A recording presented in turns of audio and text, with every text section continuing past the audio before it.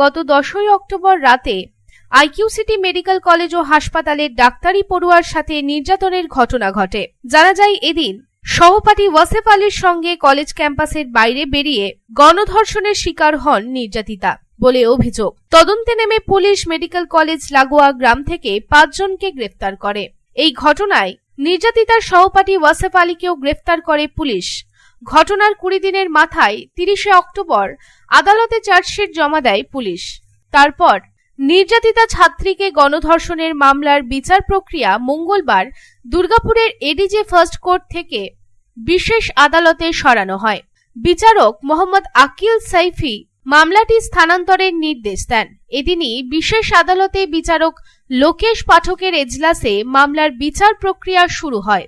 সরকারি আইনজীবীর পক্ষ থেকে এদিন চার্জ গঠনের প্রক্রিয়া শেষ করতে চাওয়া হয়েছিল, কিন্তু নির্যাতিতার সহপাঠী ওয়াসেফ আলীর আইনজীবী এর বিরুদ্ধে আপত্তি তোলেন।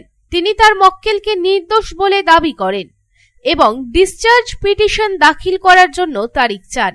তার দাবি, চার্জশিটে দাখিল করা প্রমাণ তার মক্কেলের বিরুদ্ধে চার্জ গঠনের জন্য যথেষ্ট নয় এবং তারপর আগামী 10ই নভেম্বর ফের মামলাটি এজলাসে উঠবে বলে জানান বিচারক।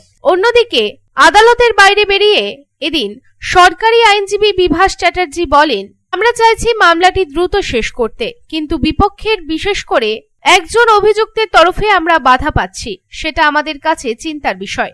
তবে আমরা আইন অনুযায়ী লড়াই করব যাতে দ্রুত নিষ্পত্তি হয়। দুর্গাপুর থেকে সাধনরুজের রিপোর্ট, পাবলিক টাইমস।